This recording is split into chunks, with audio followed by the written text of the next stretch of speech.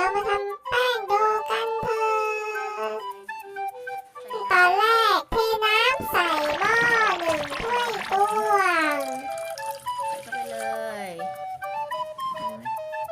เกลือ ตามด้วยเกลือครึ่งถ้วย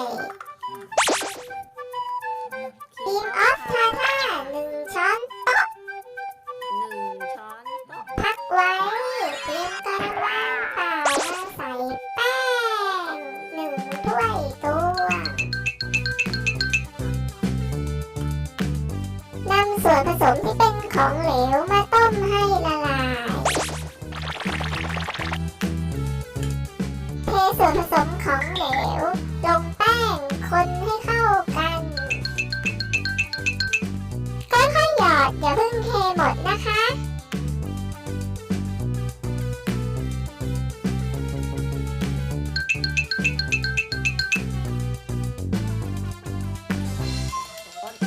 ใส่น้ำมันพืชลงไปในแป้ง1 ช้อนโต๊ะคนให้เข้ากัน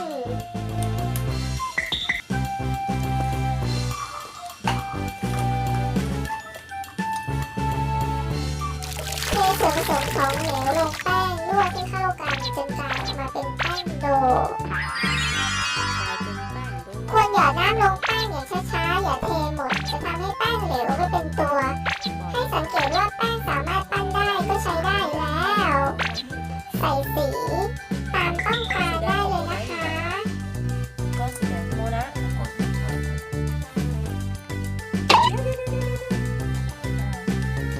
คนเลย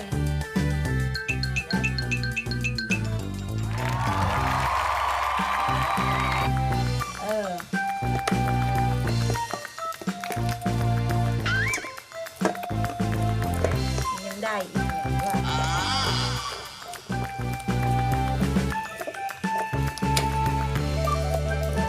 เอาออกมาดูสิ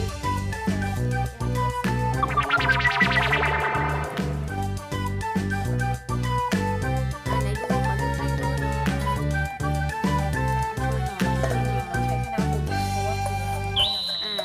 บ๊ายบายก่อนเท่านี้เราก็ได้แป้งโดที่ปลอดสารมาให้เด็กๆได้เล่นกันแล้ว